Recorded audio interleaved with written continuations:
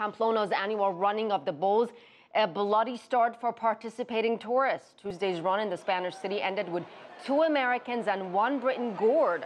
Nobody was seriously hurt. 8 others were injured. The rush of bulls and runners lasted just over 2 minutes. They raced down a narrow course of just under a kilometer, but a lot can happen during that time.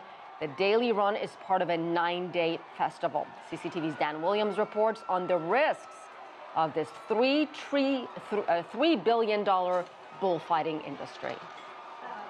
Manuel Diaz is one of Spain's top bullfighters, with a career spanning 30 years.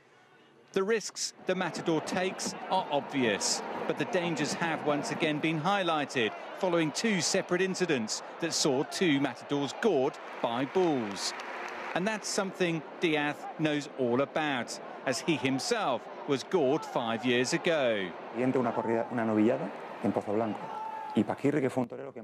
know what can happen when you're in front of a bull because I've seen it. Nobody had to tell me. There is a powerful truth in the contest between a man and a bull. There are many things at stake, and maybe your life is not the most important. Potential budding bullfighters would look to attend one of the country's many bullfighting schools.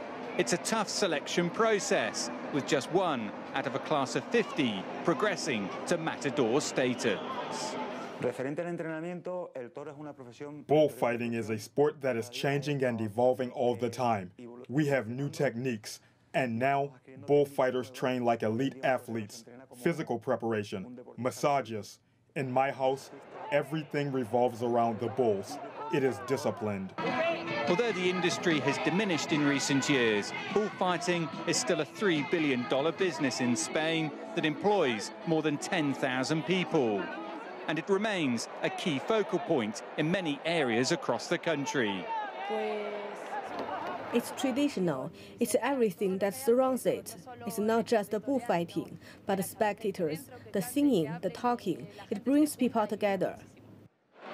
There is also the ethical question. The debate over the future of bullfighting continues at pace, with animal rights groups calling for an end to the industry. Some areas in Spain have already banned it, and Diaz is all too aware that there are many people around the world who are on the side of the bull. ¿Realmente existe un gran morbo en el que el hombre venza al animal?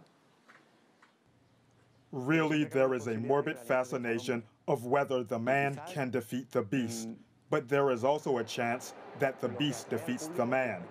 What attracts the public is the truth of this, but they never lose sight of the fact that there's a guy risking his life that afternoon, and this creates a morbid fascination in the spectators. Bullfighting may have a long history, but it remains a controversial subject, even in Spain. And that, like the dangers for the matadors, is unlikely to change anytime soon. Dan Williams, CCTV, Burgos, Spain.